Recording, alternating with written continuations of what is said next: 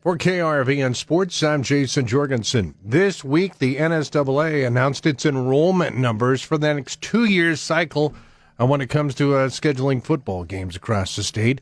And things will look a little bit different in Gothenburg, where the Swedes dropped from Class C1 to C2. This week, I talked to Activities Director and Assistant Principal Marc Mroczek about this change in Gothenburg.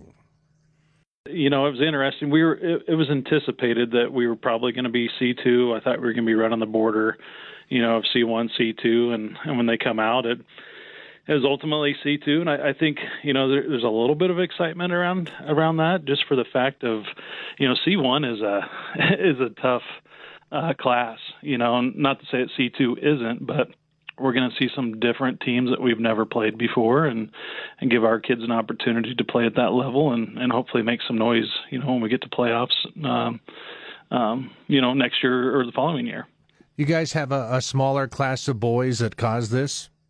Yeah, we did. I think our numbers were 78. We knew our enrollment of boys was low. It's just the way it is. We just don't have a ton of boys in 9 through 11. So that's what dictated us going to C2. And you get dealt the cards you have. And but we're excited, to take on the challenge in C2. Any idea on what this schedule is going to look like? Yeah, now that you say that, districts were just posted here just recently this morning, and our district is with Grand Island Central Catholic, Ord, St. Paul, and Wood River, so, we could play the likes of the teams from the west, Bridgeport, Chase County, Hershey, Mitchell, Valentine for out of district, but, we have a priority list that we can submit, and we want to keep the Cozad hopefully on our schedule, hopefully keep Ogallala on the schedule for the Platte River, rivalry trophy. Those are big deals for our community, to Ogallala and Cozad. So we're hopefully we can get them on our schedule, and then we know we're probably going to get the likes of a couple of them from the West, but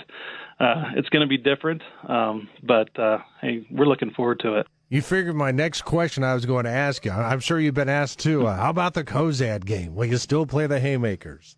We would love to. We're going to put them on our priority list, and I'm talking with Jeremy. They're going to do the same. So we're hopeful the NSA does put them on our list or our schedule at least, so that we're allowed to play them. It's 10 miles away. It's a big rivalry, and hopefully we get to continue that.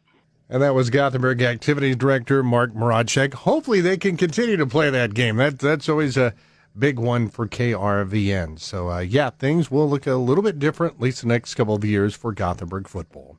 For KRVN Sports, I'm Jason Jorgensen.